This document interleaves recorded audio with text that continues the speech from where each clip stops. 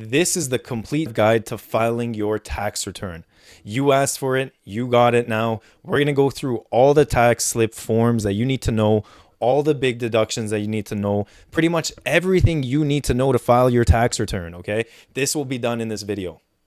Welcome to the Wealthsimple Tax software for 2025 when you're filing your tax return. So we're going to slowly go through every single section, starting with the About You section. Here you will fill out your first name, middle name if you have one, last name, social insurance number, date of birth, language, and the province in which you lived on as of December 31st, 2025. So this will determine where you are going to pay taxes, where your residency is, in which province, okay? So if you resided in British Columbia, you would put British Columbia. If it was Ontario, you would put Ontario, and that would determine what provincial tax forms you would have. Is this return for a deceased person? So again, what you need to answer here is you have to answer all of the ones that are starred. If there is no star, they will just assume that the answer is no, or it's not applicable, okay? So in theory, you could leave it like this, but they will just assume that it is not for a deceased person. Now, the biggest tool you can have here is using the Autofill My Return. If you're not sure how to use an Autofill My Return, you would just go in and you would click on this import from the CRA. It'll be grayed out until you input all your information, the About You section. So this will be grayed out up until you input all this information. Once you have it, you'll be able to click this form, import forms, and read this, the terms and conditions. It'll ask you for you to log into your CRA account. You can see here you're logging into your CRA account. It tells you this is my autofill used to get tax information for individual returns, okay? And you'll sign in with your partner here or sign in with your user ID. If you're not sure how to create an account, look up another video that I have posted on my channel, how to create a CRA account. If you're locked out of your account, there's another video for that as well. Make sure to give a glimpse through my channel and the videos because there's a lot of tax content there already.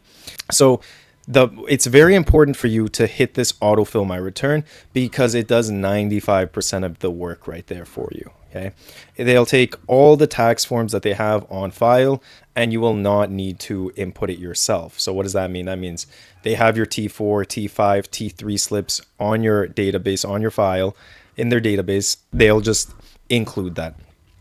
Okay, so you don't have to worry about going in and inputting it yourself if you don't want to. But again, you need to have a CRA account for that, and you'll need to authorize them by clicking on the Import Forms sheet. You'll go down here and your net file access code. So if you want for 2025 to use that tax return to have you receive authorization if you call them, you'll need to include this net file access code, which you can find on your notice of assessment for the previous tax year. This is not necessary for you to file your current year tax 2025 tax return. Okay. If you don't need or you don't know your net file access code, don't feel like you need to find it because you can actually file it without it. Remember, you can find it on your previous notice of assessment, but it is not mandatory, okay? Go down, include your mailing address. So this address is very important. It should be the same one that's included in their database.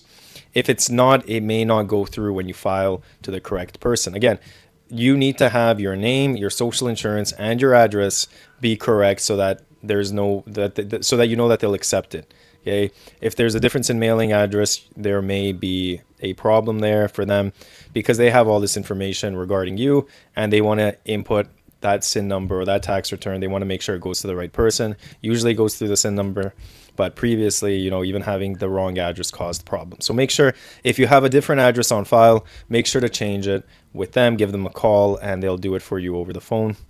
Or if you have an online account, you can also change it yourself. Were you a Canadian resident for all of 2025? We're going to assume yes, you were. Most people answer yes.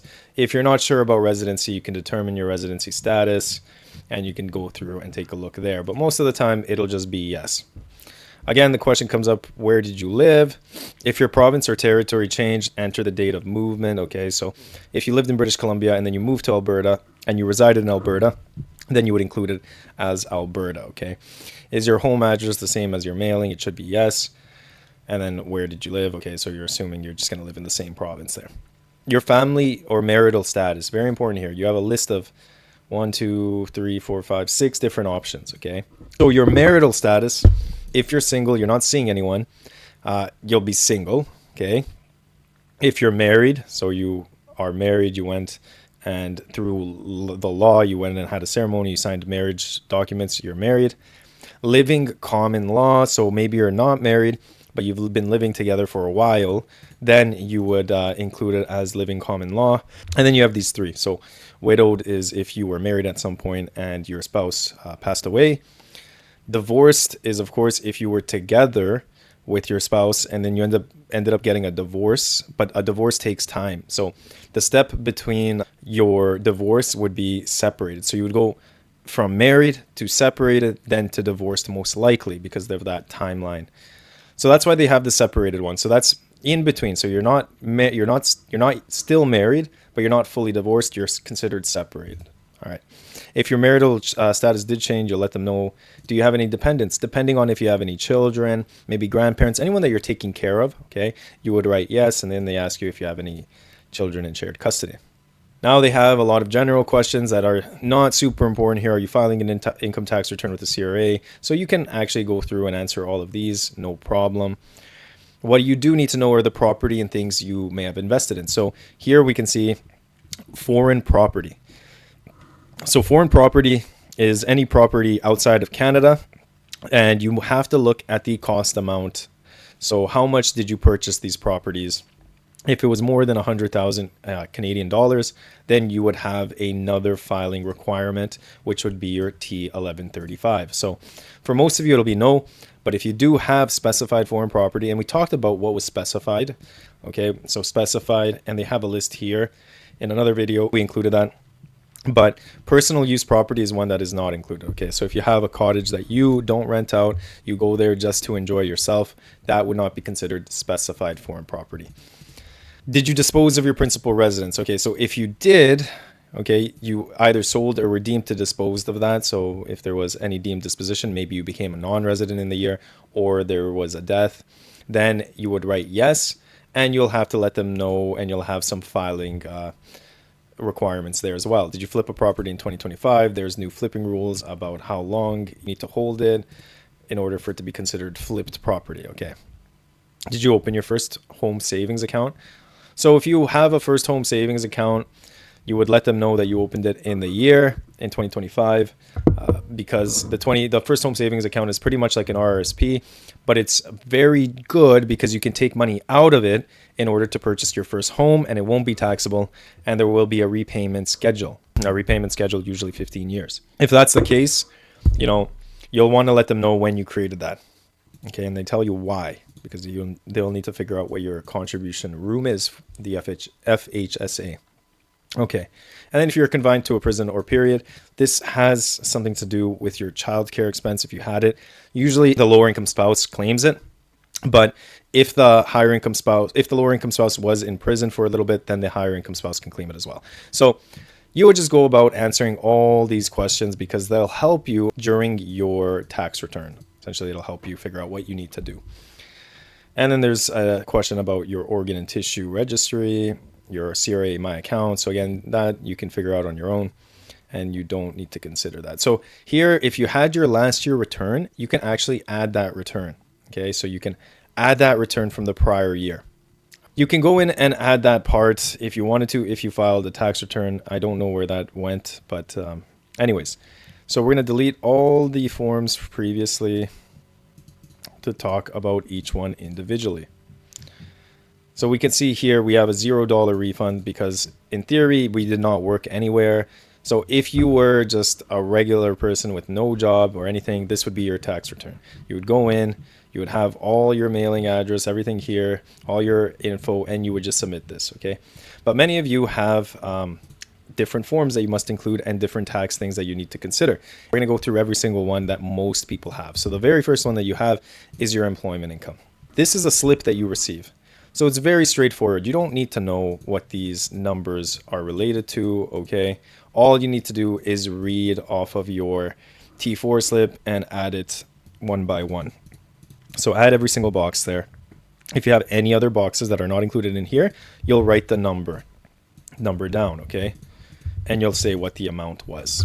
So a lot of people don't know this, that you actually can do that. So whatever the box is, you can add that number there, because these are just the generic T slips numbers, box numbers. So if it's not there, you can add it at the bottom.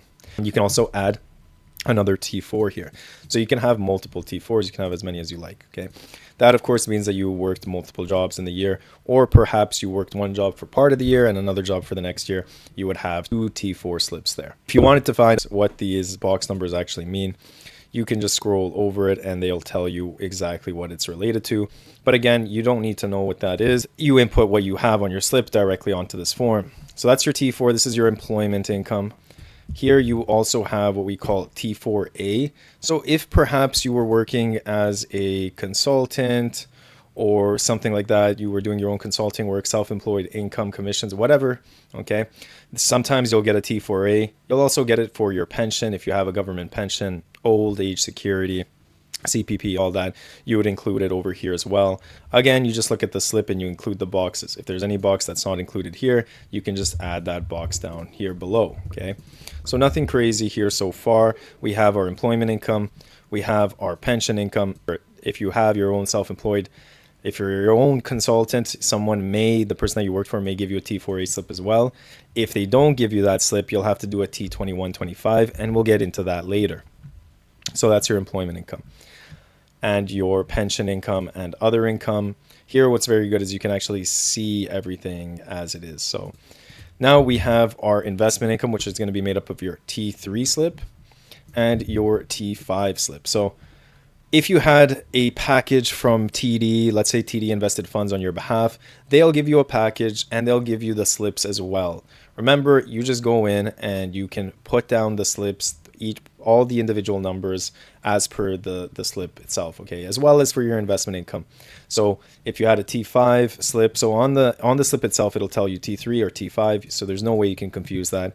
In the packages that they give you, you'll include this amount for each box, and you'll go in. So what's an eligible dividend, what's a non-eligible, what's a taxable eligible, don't worry about that. Just input it all in as you should, so that there's no incorrect chance of audit. So very important here is, if you are manually doing it, you need to make sure that you're inputting the exact amount, okay? If the amounts are different, you can cause a notice of reassessment or a review/audit, okay? So anything that's in their database but it does not show up or you don't include can cause a review or audit, which is very important for you to know, because you don't want to go into that hassle of dealing with a review or audit. So that is your trust and your T3, T5. Again, I will point out you can add multiple T3 slips, multiple T5 slips. If you have, let's say, 5 T3 slips, you will not just add them together and do one slip. You'll need to do each one individually. So you'll need to input 5 different T3 slips. Okay, very important to note that all the slips you receive, don't try and outsmart them. Just include every single slip there, okay, manually for the correct amounts. So that's where you get most of your investment income. If you have any passive income related to stocks, shares, any funds that you hold, it'll be a T3 or a T5 slip. Many of you also have rental income or capital gains. Okay, so if we go on rental income, you'll just click in rental and you'll have this T776 Canadian, and you'll go in and give the address of this property. If there's a co-partner or a partner, are you the only one? If there's multiple, you can do 50% for one person, 50% for the next person. But we'll just say for now, no. So you can see your partner information here, co-owner information, but we'll say no. Now, you're just going to input the gross rent here. That's your gross rent. That's how much you had each year. Let's actually simplify it. So let's say it's $2,000 each month. 2,000 times 12, 24,000. Hopefully the math is mathing. So after you do that, you have a list of expenses that you can claim, right? That you can claim in order for you to rent that property out. Maybe you had to have $1,000 worth of advertisement. Okay, your personal portion, just say 0 for all of them. Okay, there should be no personal portion there. And essentially, yeah, you can have insurance, you can have interest. So in Canada, you can't claim the full mortgage. You can only claim the mortgage up to the amount of interest that you paid. Most of you should have a letter from your bank stating exactly what that interest is for the year for 2025. If not, give them a call. So you don't want to include both your principal and your interest. You can only include your interest payments. Office expenses, again, if there was any office expense, maybe you had to, like, I don't know, buy a stapler in order for you to staple up advertisements across the city, that would count. Okay, legal, accounting, and professional fees. If you have maybe some management and administration fees, if somebody had to go in and manage the property, strata fees, maintenance and repairs, if there's any maintenance and repairs in order for you to get it running, up and running, but not capital in nature. Salary, wages, and benefits. All of these things are kind of like property tax, your allowed utilities. Travel, if you had to travel to the place just to, get it up and running. They're all kind of on a particular rental basis. Okay, so some of them will apply to you, not all of them will apply, some of them will apply, and you'll just go down and go through this one. If you had any capital or CCA, you'll need to include it here, and I'll report the totals. I need to calculate the CCA. If you're going to calculate the CCA yourself, you'll need to go in and show the class, what you're adding, the cost base, and it'll do the calculation for you right away. Okay, but CCA is only done on capital things. If you had a huge renovation that over many years you put a new roof on your house, then that would be considered capital in nature, CCA. But for the most part, many of you will just not have that, and you won't be taking CCA on that. You'll just have these expenses, okay? Remember, if you do have any questions about anything that we talk about, make sure to put a comment down. I read all of them, and I'm genuinely curious where you may need help. All right, so we have our rental income. Now, another piece of income you might have is, and this one is actually commonly not shown, people don't know about, is partnership income. If you got a T5013, you'll also include that here under your T5013. Now, every T5013 will be different. There will be a lot of different boxes. You'll just go in and you'll include it here. You need to know the partnership name, their tax number, just a lot of information. The CRA only accepts 2 decimal places. So if your share is smaller than that, enter 0.00. All right, because many of you might actually have smaller than, you might own 0.0008% of a very large partnership. Okay, some partnerships are traded openly, so you can actually get access to that. I believe Brooksfield, but don't quote me on that. All right, so this is your partnership income, and you'll go through that. So that's one more little side slip. So we have our rental income. We also need to have capital gains. So why don't we talk about our capital gains? So if we go through our capital gains, sometimes it does glitch around a little bit here. This is gifts, so we don't want that. You'll just click on this capital gain or loss. You need to go in, give the description. There are a lot of videos that I've made on if you have capital gains, how to input it. If you have capital losses and you want to carry it back 3 years on capital gains, then there is a way you can do that I show in the previous video. There's also another video showing you how to indefinitely bring it forward if you have any losses. But in this video, we're going to quickly show you just how to input any capital gains or losses that you have. Remember, you'll get a T5008 slip. If you have a bunch of T5008 slips and you don't want to input each one by one, you can take the sum of your proceeds and the sum of your cost base and include it like that to show the same capital gain or loss. That's fine as well. All right, that's not going to create a review. At least it should not. So again, you have your proceeds, you have your cost base, your expenses, if anything, but in general, you're just going to include what you sold it for or your proceeds and what you bought it for. That's your cost base, and the gain or loss will be included here. So you have your T5008 slip from the CRA. Remember, all your banks they're sending that to the CRA. Okay, you can't hide that from the CRA. They are sending each one. Every trade that you make is going to be sent to the CRA. They're going to have your proceeds and your cost base. So for many traders, many people that have a non-registered account, they're going to have a lot of trades. And on the CRA's website, it'll have, if you do the autofill, they're just going to autofill, like, it could be 100 T5008 slips, okay? You don't need to go in and autofill every single one by yourself. Just add the proceeds together. And most of the time anyways, the investment report that you get end of year will have your T5008 already tallied up for you. You know, your proceeds and your capital, your cost base total, and you can just include that. You can split it though if it's a joint investment account, so you can have 50-50 with your spouse. All right, share it with that spouse. That person would show up here. So that is your capital gain section. You'll have a capital loss section that you can include your capital losses, but for now we can say we sold something for $1,000. It cost us $500. We have a capital gain of $500.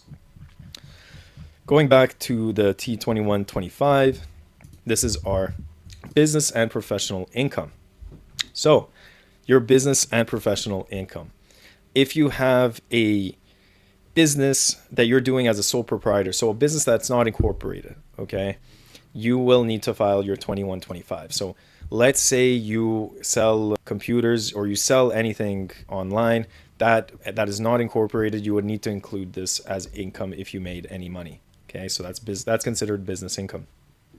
Your GST and HST, they generally don't apply to very small sole proprietor businesses. So anything under 30,000 in the year, you wouldn't need to have a GST HST number.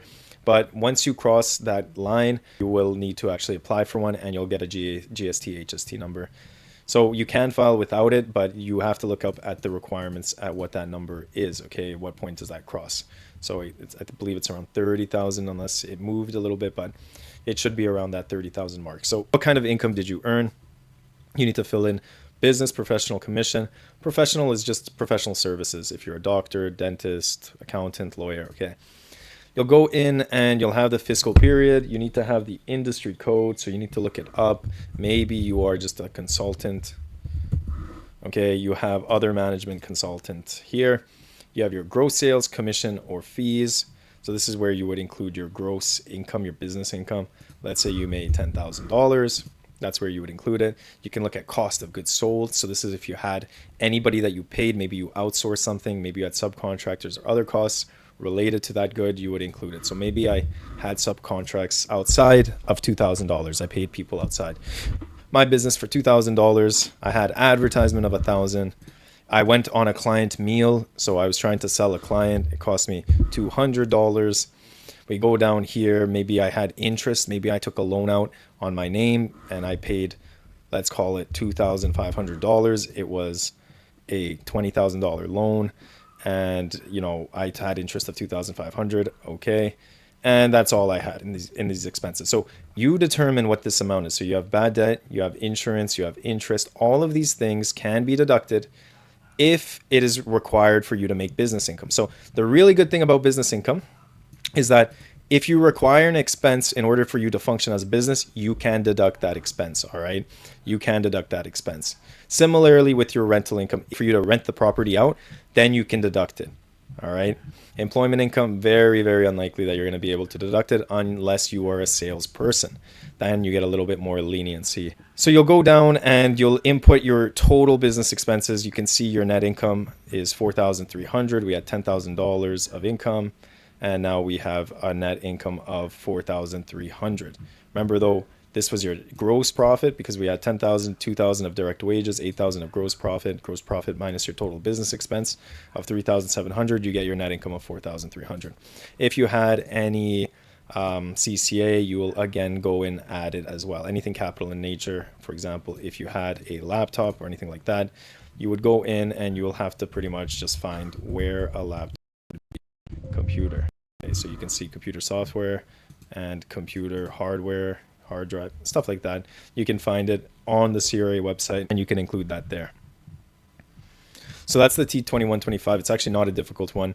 If you don't include the business name, it'll just be your name, you know, like you're a sole proprietor anyways, your business is you. So that's what would be included. So remember the difference between a corporation and a sole proprietor. If you're a corporation, you do a T2 return. You can't do it over here. If you are a individual, you do a T2125. Now, let's say we finished all our income. So we have all our different types of income. Now we're going to go in and do our deduction. So you have your RRSP deduction. You'll go in and you'll have your deduction limit here. You'll go in and read what is your deduction limit. You can find it on your notice of assessment or you can log into your CRA account. If you had any contributions, you would say yes, and you'll put in the time in which you had it. If it was for your RRSP, you would input it here either January 1st to March 2nd of the year or March 4th to December 31st, and you'll include the amount. Maybe we had $10,000 and our deduction limit is $50,000. Notice that difference of how much we owed. That is the importance of the RRSP deduction. You saved $4,000 almost in taxes. This is your money, goes into your fund, but you've saved $4,000 otherwise that you would have had to pay. So that's a very good thing for you. Another one here to consider is union dues. So this is often forgotten. If you had union dues, you would go up and click union, annual union, professional, or like dues. You include union dues, maybe / professional fees. A lot of people have that. We'll just say $1,000, and you can see it goes down by $300. That's one that's commonly missed. You can go in and see your tuition. You have your tuition tax credit, okay? So were you a post-secondary student? If you were, you'll get a T2202 slip. Just write the name of the program. Okay, University of Toronto, tuition fees $20,000, okay? Very expensive, full-time, 12 months, and that's it. And then you can see if you were a post-secondary student earlier, yes, you can find what your unused amount is, and you can see where you can find them, which in general would be from your CRA account once you log in. All right, so again, you can also transfer it.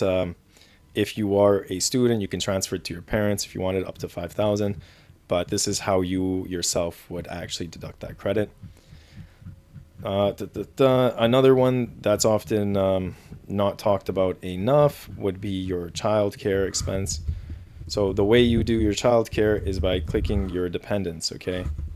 And this is a tip for those of you that actually are perhaps widowed, or you don't have, like if you're widowed, you don't have a spouse, but you have children, then you would type in your child's name, okay, date of birth, maybe they're young.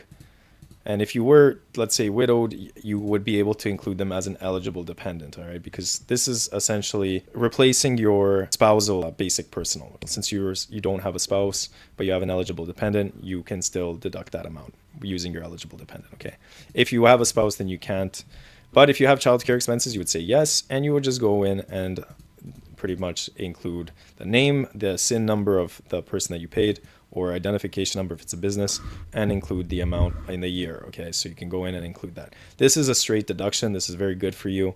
Just like your RRSP deduction, you can save a lot of money. Children, of course, are quite expensive here, and having them in a daycare, nursery, anything like that, it's going to be higher than this amount for sure. You can save a lot on your tax return. You can get back a lot of money as well. If you do have any medical expenses, you would include this. This depends on your income. Sometimes you would only really include it if you have a lot, okay? For most people, they generally would not have enough. You can include it. You could see, so if we put $100, it's not going to move. If we put $1,000, it's not going to move. If we put $10,000, it moves, okay? So it depends. This is based on your income as well. So you may or may not. It completely depends. But again, this would be the method that you calculate your medical expense. You can input it in here as well.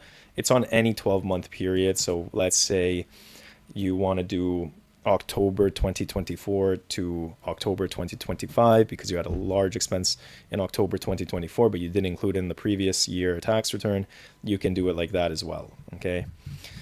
The next one is your donation credit. So if you had any donations here, let's go through the donations. You have your donations and your political. Okay, so we'll just do both. If you had your donation, make sure it's a registered charity. If you have any donations through GoFundMe, that's not going to count. So you have your charity.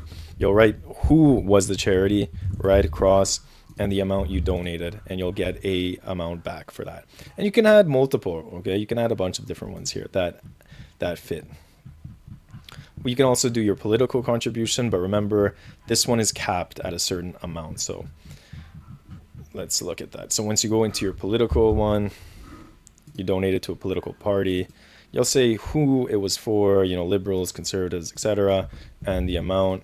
So if the amount, you notice, look, it's not changing. Okay, so it is capped to a certain amount here. Not very difficult to include, but most of the time people won't have that. You may have donations. This is much more relevant for you. Your home buyer's amount. So if you bought a home, you can have the full amount that you can claim, okay? So $10,000. So you may be eligible for the home buyer's amount, and they tell you how you are eligible. You're a first-time home buyer, okay, and you haven't lived in a home owned by you or your partner in the last 4 years, and or you're eligible for the disability amount or acquired the home benefit. Okay, so if you do qualify for it and you purchased your first home, you can include your $10,000 under your home buyer's amount. Don't forget that's $1,450 that you have saved. Okay. You also have spousal payment. You have a spouse that you're paying. Spousal support too, you can deduct it. For them, it'll be income, something to consider here. All right. So if you did receive it, you need to include it. Okay. If you did pay it, you'll also include it as to how much you paid. But under your spousal support, this is considered income if you're the spouse that received it. This is considered a deduction if you're the spouse that paid it. A very kind of niche one there. If you sold a principal residence, then this is what you'll need to fill out as well. So your proceeds of dispositions, the amount, etc., the year you acquired it, and then, this is essentially for them to know that the home was sold and for which amount, okay? Oh, nothing crazy there as well. And I think that's it for the different kind of forms that you will need to include. Many of these are very, very niche forms that most of you will not have to do. Okay, so all the ones that I went through here are the ones that most people will include. If you do have foreign income, so any foreign income, you would just write in foreign, other foreign income here, and you would include the foreign income, the country it's from, the United States or any other country, and you would include the type of income and the amount you paid and the foreign tax you paid, as well as the FX. So here they tell you exactly. You can report these amount in foreign currency and they'll convert it for you. That's how it's done as well. So once you do finish that and you've done your info about you, your about you section, and you've included all these different parts related to your tax return, you'll go down and you'll have to click the review. I would click the review to make sure you look at any warnings that you have and any suggestions as well as errors. Okay, so you want to go in and make sure that this is all you've taken a look at. One of the ones that is a good suggestion here is making sure you have a direct deposit. You can get your money back quicker. Okay, you'll have any optimization here as well. They'll optimize it for you, ensuring that you have the best changes for your tax return. And you can see all the different things as well, one by one, in your summary page. So in your summary page, you have all the different schedules that'll be included. And once you submit, you'll be able to get your tax return. Wealthsimple software is very good because it's completely free on a donation basis. So if you donate $0, then it's free, right? Which is up to you, of course. So it's on a donation basis, so it is free technically. If you are planning on filing your tax return, there is a link in the description. You will get $25 if you fund your account by $100. So that's 25% return right there. If this video helped, make sure to like and subscribe for more practical Canadian tax guidance videos. Remember, this is general information, not personalized tax advice.